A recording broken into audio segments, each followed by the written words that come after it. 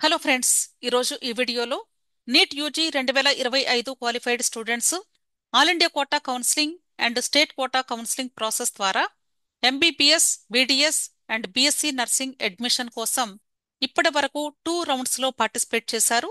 Round 3 all India quota counselling process already start అయింది. Registration process complete అయిపోయింది. Web options and choice filling process మాత్రం extend అవుతూ ఉంది. ఎందుకు అంటే ఎన్ఎంసి అంటే నేషనల్ మెడికల్ కమిషన్ వాళ్ళు ఇప్పుడు ప్రస్తుతానికి ఎంబీబీఎస్ సీట్స్ కొన్ని కాలేజెస్ లో ఎడిషనల్ సీట్స్ ని శాంక్షన్ చేస్తూ ఉన్నారు. అలాగే కొన్ని న్యూ మెడికల్ కాలేజెస్ కి కూడా పర్మిషన్స్ ఇస్తూ ఉన్నారు.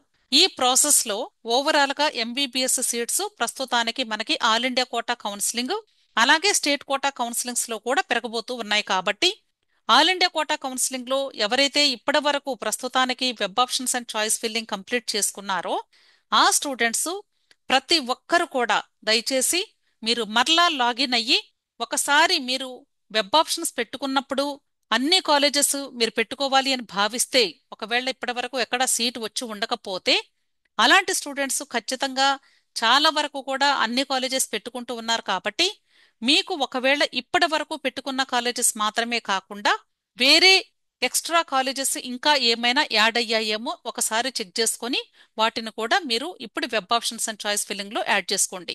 అంతేకాదండి, ఒకవేళ ఆల్రెడీ సీట్ వచ్చినటువంటి స్టూడెంట్స్ అప్గ్రేడేషన్ కోసం పార్టిసిపేట్ చేస్తూ ఉంటే మీరు కొన్ని కాలేజెస్ మాత్రమే చూజ్ చేసుకుంటారు. కాబట్టి ఆ కాలేజెసే కాకుండా వేరే ఇతర కాలేజెస్ ను కూడా మీరు పెట్టుకోవాలి అని భావిస్తే తప్పకుండా ఈ ఆల్ ఇండియా కోటా కౌన్సిలింగ్ లో మీరు ఆ కాలేజెస్ ను కూడా యాడ్ చేసుకోమని మీ అందరినీ కూడా రిక్వెస్ట్ చేస్తూ ఉన్నాను.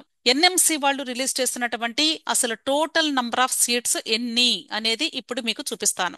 ఇది ఎన్ఎంసి వాళ్ళు రిలీజ్ చేసినటువంటి నోటిఫికేషన్. టోటల్ గా 64 పేజెస్ లో మనకి డేటా అవైలబుల్ గా ఉంది. ఇక్కడ వీళ్ళిచ్చినటువంటి లిస్ట్ ప్రకారంగా టోటల్ గా ఇండియాలో అన్ని స్టేట్స్ లో ఉన్నటువంటి కాలేజెస్ కలిపి అంటే government colleges, private colleges, deemed colleges, అలాగే ఈఎస్ఐ కాలేజెస్, సెంట్రల్ యూనివర్సిటీస్ ఇవన్నీ కలిపి 812 కాలేజెస్ మనకు అవైలబుల్ గా ఉన్నాయి.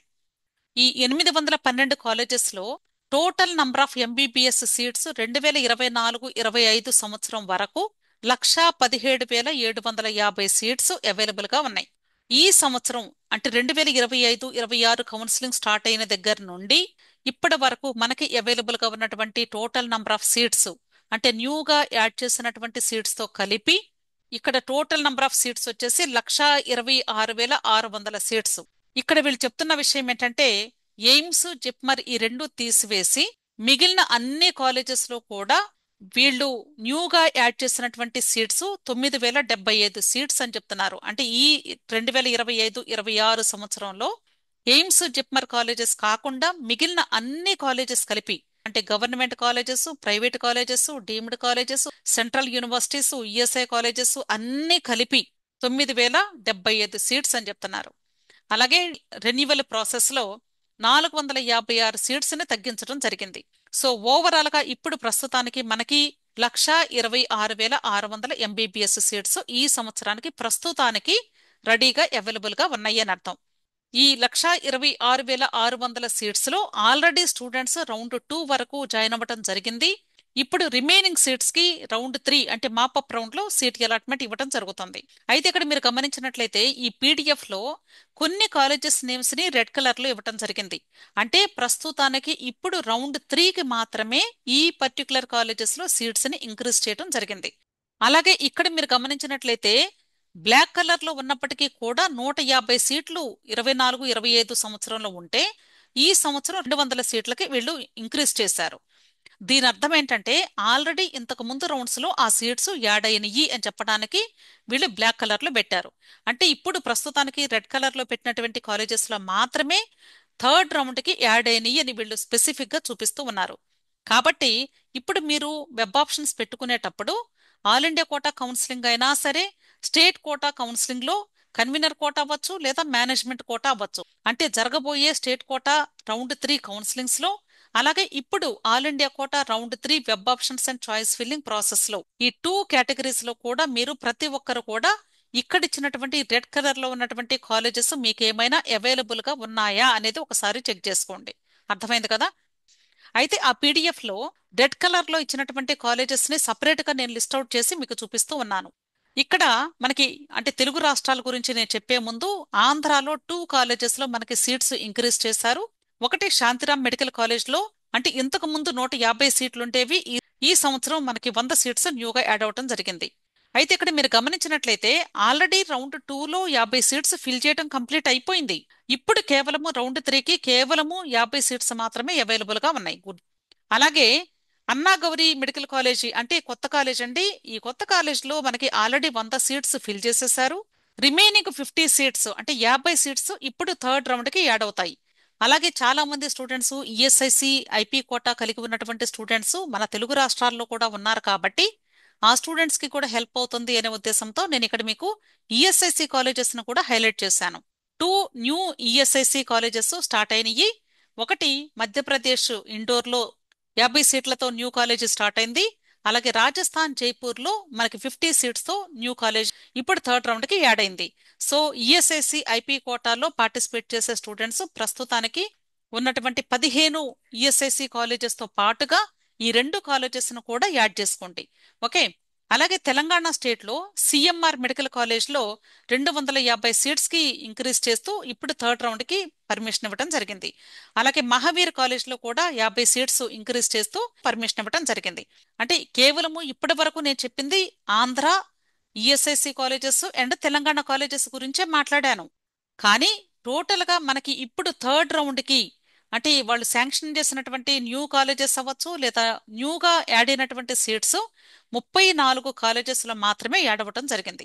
ఈ 34 కాలేజెస్ లో గవర్నమెంట్ కాలేజెస్ ఉన్నాయి, ప్రైవేట్ కాలేజెస్ ఉన్నాయి, డీమ్డ్ కాలేజెస్ ఉన్నాయి, ఈఎస్ఐసి కాలేజెస్ ఉన్నాయి, సెంట్రల్ యూనివర్సిటీ కాలేజెస్ ఉన్నాయి, అలాగే కొన్ని అటానమస్ కాలేజెస్ కూడా ఉన్నాయి. అయితే నేను రిక్వెస్ట్ చేసేది ఏంటంటే ఎవరైతే ఇప్పటి వరకు ఆల్ ఇండియా కోటాకి వెబ్ ఆప్షన్స్ పెట్టుకున్నారో వాళ్ళు ప్రతి ఒక్కరు కూడా మరలా ఒకసారి మీ యొక్క వెబ్ ఆప్షన్స్ ని రీచెక్ చేసుకోండి.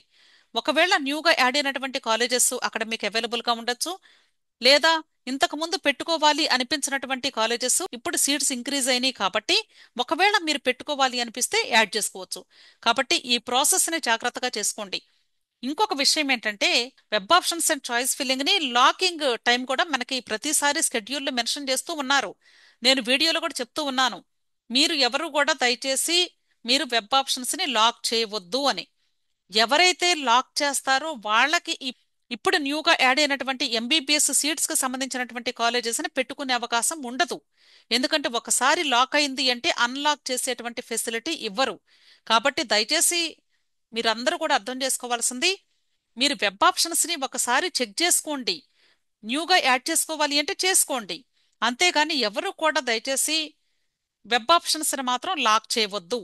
ఎందుకంటే ఒకవేళ ఇంకా సీట్స్ ఇంక్రీజ్ అయినాయి అనుకోండి మరలా నెక్స్ట్ లిస్ట్ రావచ్చు కూడా చెప్పలేము. ఎంసీసీ వాళ్ళు అంటే ఆల్ ఇండియా కోటా కౌన్సిలింగ్ వాళ్ళు అనౌన్స్ చేసేంత వరకు కూడా అంటే లాస్ట్ డేట్ ఎప్పుడు అనేది ఫైనల్ గా మనకి ఇంకా డిక్లేర్ చేయలేదు. అంటే ప్రస్తుతానికి వాళ్ళు చెప్తున్న విషయము 13 వరకే చేసుకోండి అని చెప్తున్నారు. ఒకవేళ మరలా ఏదైనా 1-2 కాలేజెస్ యాడ్ అయితే ఎక్స్టెండ్ అవ్వచ్చు కూడా చెప్పలేము. కాబట్టి ప్రతి ఒక్కరు కూడా వెబ్సైట్ ను చూసుకుంటూ ఉండండి.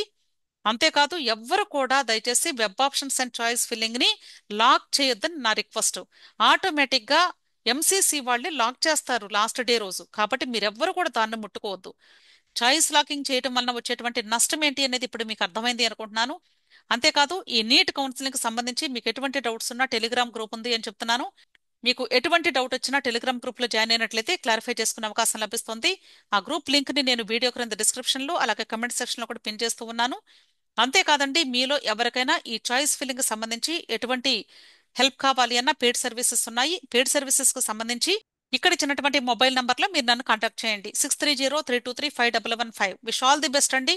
వీడియో నచ్చితే లైక్ చేయండి, మీ ఫ్రెండ్స్ కూడా షేర్ చేయండి, అలాగే నా ఛానల్ తప్పకుండా సబ్స్క్రైబ్ చేసుకోండి. Thank you.